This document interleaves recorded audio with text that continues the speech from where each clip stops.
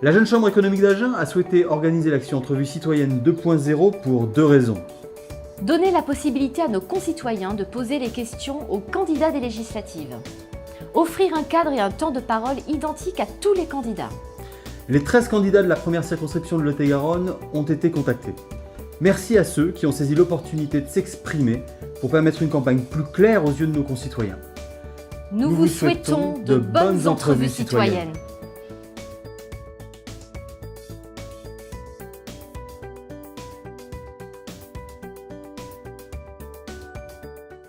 Bonjour Marie Scombre, représentant Europe Écologie Les Verts. Merci d'avoir accepté l'invitation de la Jeune Chambre économique d'Agen dans le cadre de l'action Entrevue citoyenne 2.0, ainsi qu'au SUA de nous accueillir dans la tribune Lacroix du Stade Armandie. Bonjour Marie Scombre. Depuis avril 2017, la Jeune Chambre économique d'Agen a recueilli auprès de 4000 citoyens et chefs d'entreprise de la première circonscription de Lot-et-Garonne les questions qu'ils souhaiteraient poser aux candidats aux élections législatives. 5 grandes thématiques ont émergé. Mieux vous connaître, vivre ensemble, le talent de notre territoire, l'économie et diverses questions. Je vous rappelle le principe, 10 questions identiques pour tous les candidats et 15 minutes pour y répondre. Toutefois, nous passerons à la question suivante au bout de 2 minutes. Première partie, entretien d'embauche. Pourquoi êtes-vous candidate ? Alors, pourquoi je suis candidate ? Eh bien, pour porter les questions écologiques au débat, parce que, comme on a pu le voir au cours de la campagne présidentielle, l'écologie a été un petit peu la grande absente de ces débats présidentiels. Donc, je souhaite mettre en avant toutes les solutions que propose l'écologie et aussi essayer d'arriver à gommer l'opposition que l'on fait très souvent entre écologie et économie, parce que ce sont deux éléments indissociables. Merci. Jouons avec des questions fermées. Le principe, un choix possible, un joker et pas d'argumentation. Première question, hier ou demain ? Demain, SUA ou pruneau chaud ? pruneau chaud. LGV ou aéroport ? Joker. Soir ou matin ? Soir. Moralité ou légalité ? Moralité. Boulevard de la République ou au Green ? Boulevard de la République. Radio ou télé ? Radio. Théâtre du Cournot ou Cap Cinéma ? Théâtre du Cournot. Agenda papier ou agenda numérique ? Agenda numérique. Taxi ou Uber ? Taxi. Deuxième partie, vivre ensemble. Les sondages présentés lors de l'élection présidentielle ont révélé la sécurité comme principal sujet de préoccupation des Français. Cette semaine, un réseau de terroristes a été démantelé dans notre département. Comment pensez-vous pouvoir accompagner l'action du gouvernement et les élus locaux dans cette nouvelle menace à laquelle nous devons faire face ? Alors comment ? La sécurité, c'est un point essentiel que l'on doit vraiment prendre en compte. Alors d'abord, moi je pense qu'il faut augmenter le nombre de postes de policiers de manière générale sur l'ensemble du territoire. Mais ce n'est pas seulement aussi l'augmentation des effectifs qui fait tout. Il faut aussi remettre en œuvre la police de proximité qui a vraiment fait autrefois, qui a prouvé donc les bénéfices de son action sur le territoire au sein de nos quartiers. Ce qu'il faut aussi, c'est par exemple défendre, alors je vais faire un petit peu de promotion locale, mais les douanes, comme les douanes d'Agen qui sont menacées de fermeture alors qu'elles sont en termes de résultats extrêmement probantes et qu'ils sont garants de notre protection en termes de sécurité justement liée au terrorisme et de notre protection aussi sur la santé, ce qui n'est pas négligeable aussi. Mais c'est mettre en œuvre en fait une véritable politique de sécurité pour ramener la tranquillité autant au sein de nos villages, de nos campagnes, de nos villes et de nos quartiers. Voilà. Merci. Question numéro 4. Selon le Conseil national de l'Ordre des médecins, notre département compterait 108 médecins généralistes pour 100 000 habitants. Plus mal loti des Néo-Aquitains, notre département accuserait une chute de 20% des médecins généralistes, quand la France, elle, fait face à une baisse de 8,4%. Les enjeux du vieillissement de notre population mais aussi les opportunités que génère cette silver economy, font partie des enjeux de demain. Comment accompagnerez-vous les citoyens de notre circonscription à la fois dans ce constat de désertion médicale et comment pensez-vous pouvoir saisir l'occasion que nous avons de développer cette nouvelle économie ?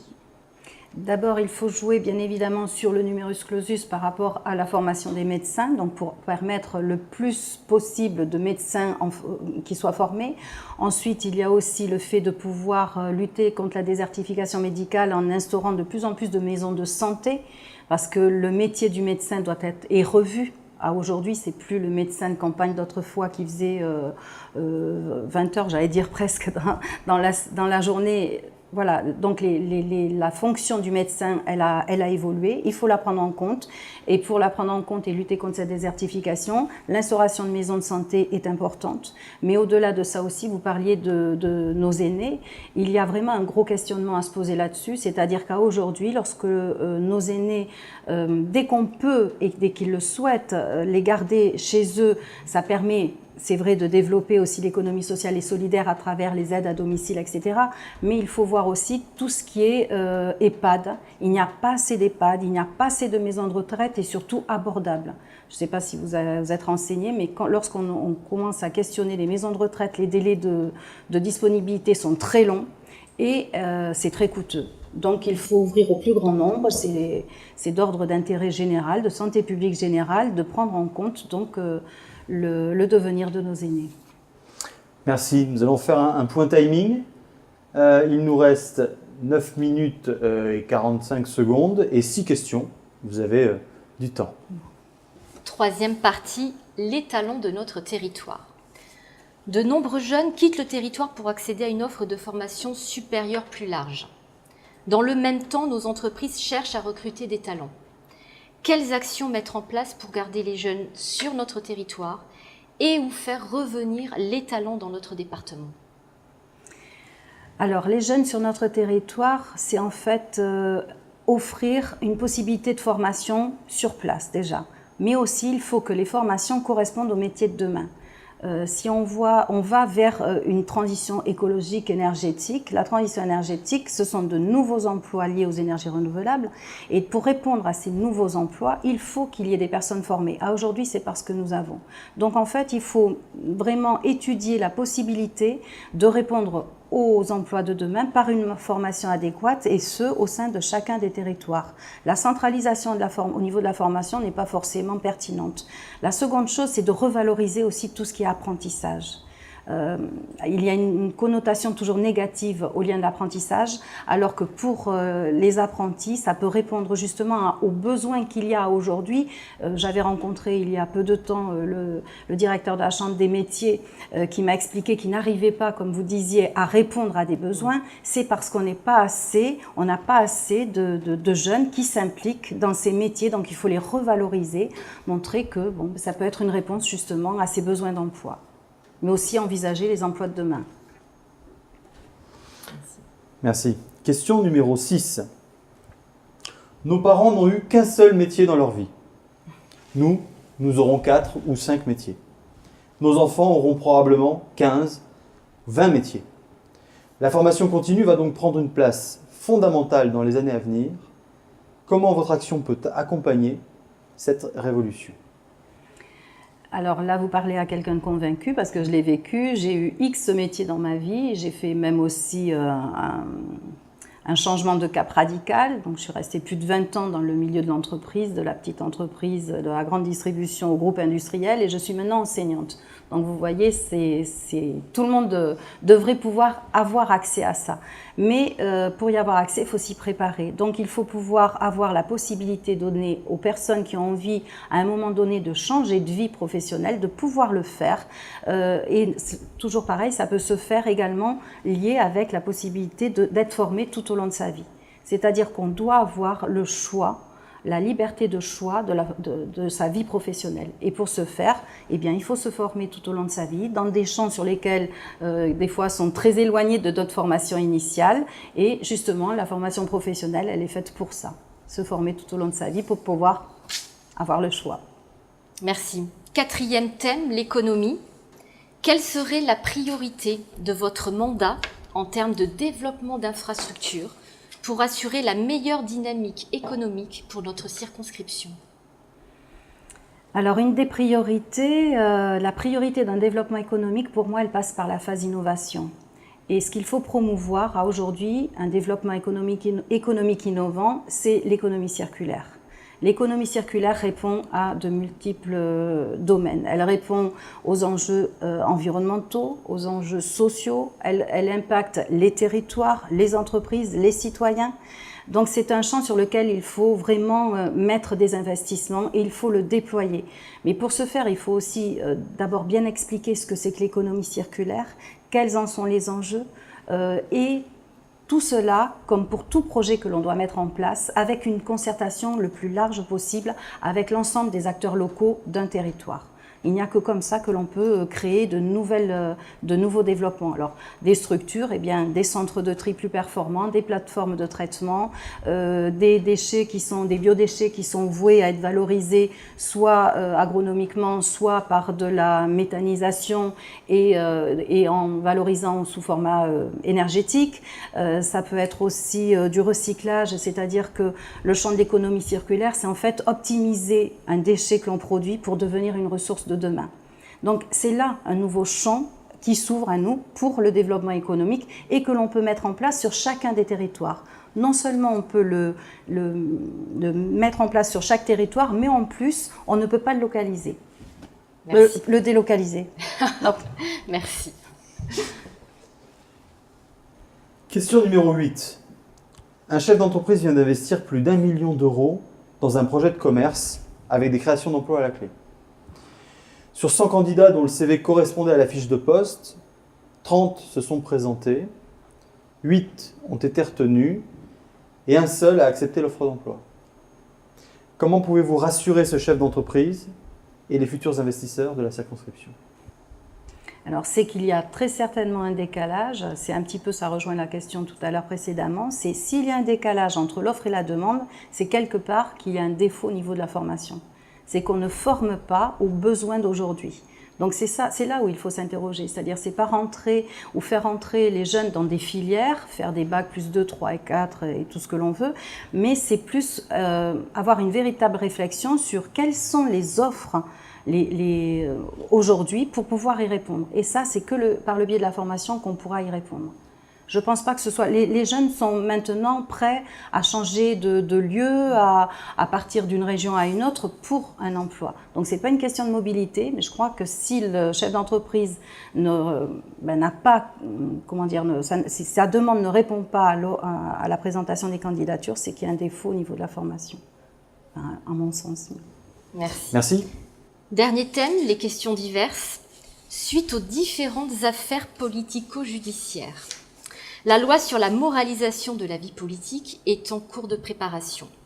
Nous ne connaissons pas encore le contenu exact de cette loi, mais quelles seraient vos propositions d'amendement pour que ce texte soit parfait?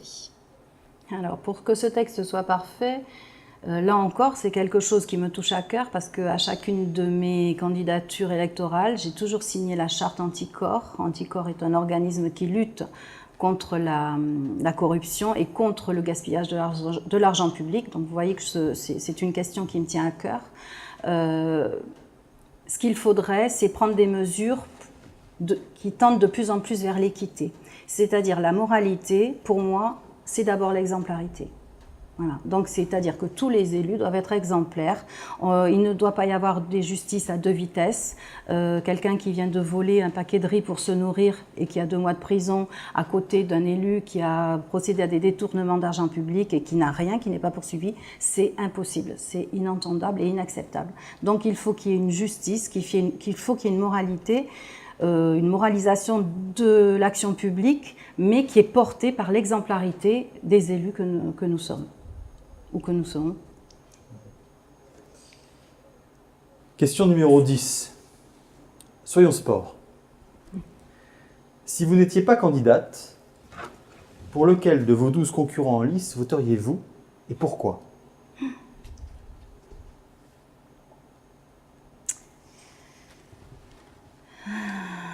Alors, je vais essayer de répondre différemment. Je ne suis pas pour la politique professionnelle. J'estime que la politique doit être ouverte pour l'ensemble des citoyens qui ont envie de s'investir dans la question de la politique publique. C'est qu'à un moment donné, ils sont force de proposition. Et je pense qu'on ne peut pas être force de proposition indéfiniment. C'est-à-dire qu'on peut être porteur à un moment donné sur un champ parce que ça répond à un moment donné. Et lorsqu'on a fait ce travail-là, ben on laisse la place aux autres, quoi. Donc voilà, pour moi c'est très compliqué de répondre à cette question parce que je ne connais pas assez les candidats de toute façon, c'est très difficile, je ne les connais pas pour les juger. Mais ce qu'il y a de sûr, c'est que le professionnalisme en politique, non. Lorsqu'on parle de questions de chômage, lorsqu'on parle de questions de difficulté de payer ses factures en fin de mois, si à un moment donné on n'a pas connu ces situations, on ne peut pas y répondre. Si on ne sait pas comment fonctionne une entreprise, quels sont ses atouts, quelles sont ses craintes, ses attentes, on ne peut pas répondre non plus là-dessus. Alors on a deux solutions, soit on n'a pas ce vécu-là, ce qui est peut-être possible, à ce moment-là on s'entoure du plus grand nombre d'acteurs pour répondre à ces questions de politique publique, c'est-à-dire que quelque part ce n'est pas seulement qu'une question d'élus, c'est une question très participative avec différents acteurs. Merci, votre temps est quasi écoulé. Merci Marie Scombre Merci d'avoir joué le jeu. Merci beaucoup. Merci beaucoup. Merci Nicolas. Merci.